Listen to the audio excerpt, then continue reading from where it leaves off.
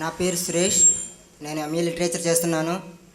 నేను పిడి సుందర్రావు గారి శిష్యుల దగ్గర 2 సంవత్సరాలు బైబిల్ రీసెర్చ్ సెంటర్లో వాక్యం నేర్చుకున్నాను. షఫీ గారికి నా ప్రశ్న ఏమిటంటే, యేసుక్రీస్తు వారు కొంతమంది కొరకే వచ్చారని చెప్పారు. యేసుక్రీస్తు తన శిష్యులతో మీరు సర్వసృష్టికి వెళ్ళి సువార్తను ప్రచారం చేయండి అని చెప్పారు. కాబట్టి యేసుక్రీస్తు వారు సమస్త మానవుల కొరకు వచ్చారు. దీని గురించి మీరు వివరించగలరు? సోదరులు వారు ఒక చక్కటి ప్రశ్న అడగడం జరిగింది.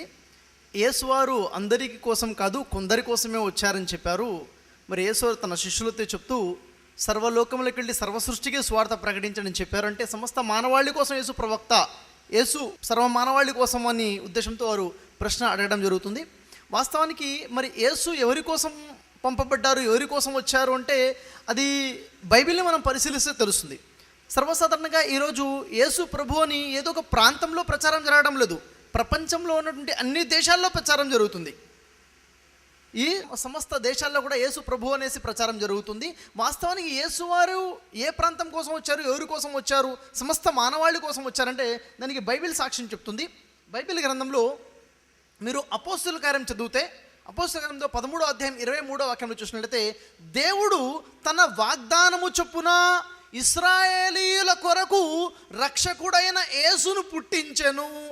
స్పష్టంగా ఉంది. యేసుని దేవుడు ఎవరి కోసం పుట్టించాడు? ఇశ్రాయేలీయుల కొరకు పుట్టించెను అని ఉంది. సమస్త మానవాళి కోసం కాదు. ఆ తర్వాత ఇదే విషయం యేసువారు తెలియచేయడం జరుగుతుంది.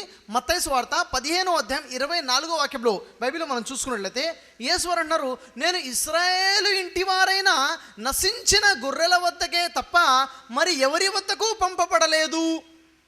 సమస్త మానవాళి కోసం అన్నది పక్కన పెడితే కేవలం ఇశ్రాయేలు ప్రజల కొరకే, ఇశ్రాయేల్లోని అందరి కోసం కూడా కాదు, ఇశ్రాయేల్లో ప్రజల్లో కూడాను నశించిన గొర్రెల వద్దకే.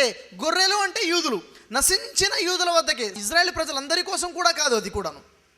మరి ఇక్కడ ప్రశ్న ఏమిటంటే, కేవలం నశించిన గొర్రెల వద్దకే ఎందుకు, నశించిన యూదుల వద్దకే ఎందుకంటే దానికి కూడాను యేసువారు జవాబు చెప్తున్నారు. మీరు లూకాసు వార్త చదివితే 5వ అధ్యాయం 31-34 వాక్యంలో యేసువారు ఒక ఉపమానం చెప్తున్నారు. ఏమిటా ఉపమానము? రోగులకే కానీ ఆరోగ్యవంతుడికి వైద్యుడక్కరలేదు. వైద్యుడు ఎవరికి అవసరం ఉంటుంది? రోగులకు అవసరం ఉంటుంది. మంచిగా ఆరోగ్యంగా ఉన్నవారికి వైద్యుడు అవసరం ఉండదు. అదేవిధంగా యేసు అన్నారు, మారు మనసు పొందుటకు నేను పాపులను పిలవచ్చితిని కానీ నీతిమంతులను పిలవరాలేదు. యేసు అందరి కోసం కాదు, కేవలం ఇశ్రాయేల్ ప్రజల కోసమే, ఇశ్రాయేల్ ప్రజలందరి కోసం కూడా కాదు, ఇశ్రాయేల్లో దారి తప్పిపోయినటువంటి మార్గభ్రష్టులైనటువంటి యూదుల కోసమే అని స్పష్టంగా ఉంది. తాను చెప్పడమే కాదు, తన శిష్యుల్ని సువార్త ప్రకటించడం కోసం పంపేటప్పుడు స్పష్టంగా చెప్పారు. మత్తయి సువార్త 10వ అధ్యాయం 5వ వాక్యంలో చూసినట్లయితే తన 12 మంది శిష్యులు చెప్తున్నారు, శిష్యుల వైపు చూసి వారికి ఆజ్ఞాపిస్తున్నారు, మీరు అన్య జనుల మార్గంలోకి వెళ్ళకుడి. అన్య జనులు ఎవరైతే ఉన్నారో అంటే ఇజ్రాయేలు కాని వారు ఎవరైతే ఉన్నారో ఆ జనుల మార్గంలో కూడా వెళ్ళకూడదు. సమరయుల ఏ పట్టణంలోకి కూడా ప్రవేశించకుడి.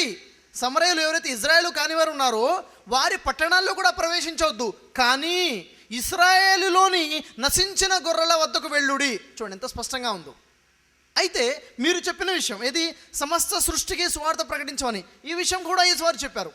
మార్కు సువార్త 16వ అధ్యాయం 15వ వాక్యంలో యేసువారు తన శిష్యులతో అన్నారు, సర్వ సృష్టికి వెళ్ళి, సర్వలోకములకు వెళ్ళి సర్వ సృష్టికి సువార్త ప్రకటించమని చెప్పారు. దీని అర్థం ఏమిటి? చూడండి, ఈ వాక్యం చదివి 2 వర్గాల వారు 2 విధాలుగా అపోహలకు గురయ్యారు. ఉదాహరణకి ఒక వర్గం వారు ఏమంటున్నారు, ఒక దగ్గరేమో ఇశ్రాయేల్ కొరకే సువార్త అన్నారు, ఇక్కడేమో సమస్త సృష్టికి సర్వలోకాలకి సువార్త అంటున్నారు. అంటే ఒకదానికొకటి పరస్పర విరుద్ధ విషయము అంటున్నారు. అలా అనుకునేవారు భ్రమకి గురయ్యారు. ఇది వాస్తవం కాదు.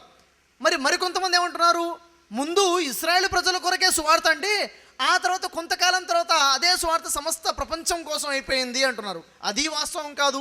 మరి వాస్తవం ఏమిటి? బైబిల్ని పరిశీలిస్తే మనకు తెలిసే విషయం ఏమిటంటే, బైబిల్లో ఇశ్రాయేలు ప్రజలు అంటే యూదులు ఒక ప్రాంతంలో ఉండకుండా, యెరూషలేం పట్టణంలో ఆ ప్రాంతంలో ఉండకుండా వారు వేరే దేశాలకు వలసపోవడం జరిగింది. చెల్లా చెదరైపోయారు, వేరు దేశాలకు వలస వెళ్ళిపోయారు, ఎక్కడెక్కడో స్థిరపడిపోయారు. యేసువారు అంటున్నారు, ఇశ్రాయేలీయులు ఎక్కడ ఉన్నా కానీ, ఏ దేశంలో ఉన్నా కానీ మీరు అక్కడికి వెళ్ళి వారికి స్వార్థ ప్రకటించండి. అక్కడ ఉన్న వారి కోసం కాదు, అక్కడ ఉన్న యూదుల కోసం. యూదులు ప్రపంచం మొత్తం వ్యాపించిపోయారు, మీరు ప్రపంచం మొత్తం పాకిపోండి, ప్రపంచం మొత్తం పాకిపోయి ఉన్నటువంటి ఇశ్రాయేలీయులకు సువార్త ప్రకటించండి అని.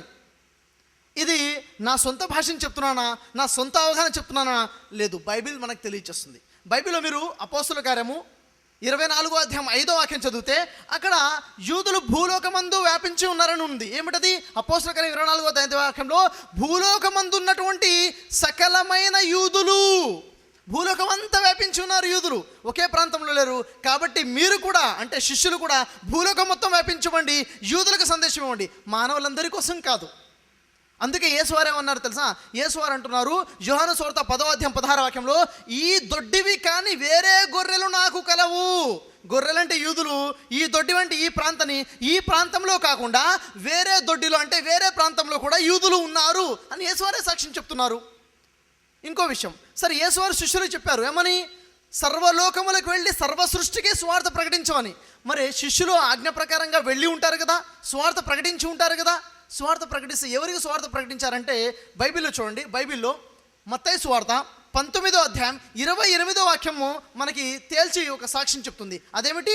రేపు తీర్పు దినమున యేసు ఒక సింహాసనం మీద కూర్చొని తీర్పు తీరుస్తూ ఉన్నప్పుడు యేసుతో పాటు 12 మంది శిష్యులు కూడాను 12 సింహాసనాల మీద కూర్చొని ఇశ్రాయేలు 12 గోత్రాల వారికి తీర్పు తీరుస్తారు. ఎందుకు? ఇశ్రాయేలు 12 గోత్రాల వారికే వారు సువార్త ప్రకటించారు కాబట్టి.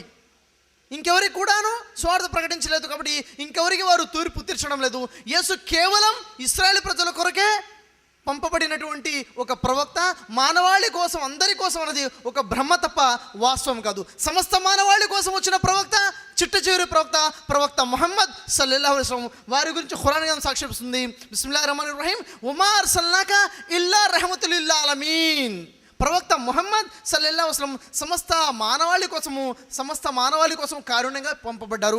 యేసువారు ఇజ్రాయెల్ కోసమే. యేసు తర్వాత వచ్చిన ప్రవక్త ముహమ్మద్ వారు సమస్త మానవాళి కోసం ప్రవక్త. మీ ప్రశ్నకి సమాధానం లభించిందని ఆశిస్తున్నాను.